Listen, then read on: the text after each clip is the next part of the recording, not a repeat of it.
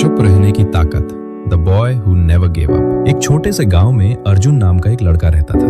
उम्र ज्यादा नहीं थी लेकिन सपने बहुत बड़े थे। उसके पिता एक मामूली मजदूर थे और माँ घरों में काम करके परिवार चलाती थी। गांव के लोग अक्सर अर्जुन को देखकर कहते, इतना चुप चुप क्यों रहता है, कुछ बोला भी कर। लेकिन अर्जुन जानता था हर बात का जवाब देना जरूरी नहीं होता। स्कूल में भी उसकी यही हालत थी। जब टीचर सवाल पूछते तो अर्जुन को जवाब आता था, फिर भी वो हाथ उठाने से हिचकिचाता। कुछ बच्चे उसका मजाक उड़ाते, ये तो डरपोक है, इससे कुछ नहीं होगा। अर्जुन सुनता सब था पर बोलता कुछ नहीं। वो लड़ना नहीं चाहता था, वो साबित करना चाहता था। उसकी असली लड़ाई बाहर की दुनिया से नहीं, खुद से थी। गरीबी, ताने और अकेलापन सब कुछ उसके साथ था। लेकिन उसके पास एक चीज थी जो दूसरों के पास नहीं थी, धैर्य। हर दिन स्कूल से लौटकर वो खेतों में पिता की मदद करता, शाम को माँ के साथ बैठकर पढ़ाई करता। बिजली चली जाए तो दिए की रोशनी में पढ़ता। जब लोग सो जाते तब अर्जुन अपने सपनों को जगाए रखता। गांव में एक कहावत थी, जो ज्यादा चुप रहता है वो कमजोर होता है। लेकिन अर्जुन जानता था चुप्पी कमजोरी नहीं, तैयारी होती है। एक दिन स्कूल में विज्ञान प्रतियोगिता की घोषणा हुई।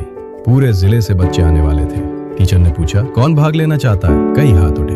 अर्जुन चुप रहा। टीचर ने उसकी तरफ देखा और पूछा, अर्जुन तुम? पूरी क्लास हंस पड़ी। ये कैसे करेगा, इसने आज तक कुछ बोला ही नहीं। अर्जुन ने पहली बार हल्की आवाज में कहा, सर मैं कोशिश करना चाहता हूँ। कमरा शांत हो गया। लोगों को उसकी आवाज नहीं, उसके आत्मविश्वास ने चौंकाया था। अगले कई हफ्तों तक अर्जुन ने दिन रात मेहनत की। जो किताबें लाइब्रेरी में नहीं थी वो पुराने अखबारों और फटे हुए नोट से सीखता। जब समझ नहीं आता तो खुद से सवाल करता। वो किसी को दिखाने के लिए नहीं, खुद को बेहतर बनाने के लिए पढ़ रहा था। प्रतियोगिता का दिन आया।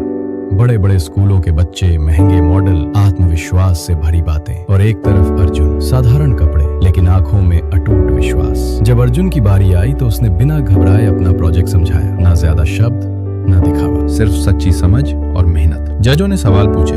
अर्जुन ने हर सवाल का जवाब शांति से दिया। उसकी आवाज ऊंची नहीं थी लेकिन उसकी बातों में गहराई थी। परिणाम घोषित हुआ। पूरा हॉल सन्न था। अर्जुन ने पहला स्थान हासिल किया। वही लड़का जिसे सब चुप रहने वाला कमजोर समझते थे। गांव लौटा तो लोग बदले हुए नजरिए से देखने लगे।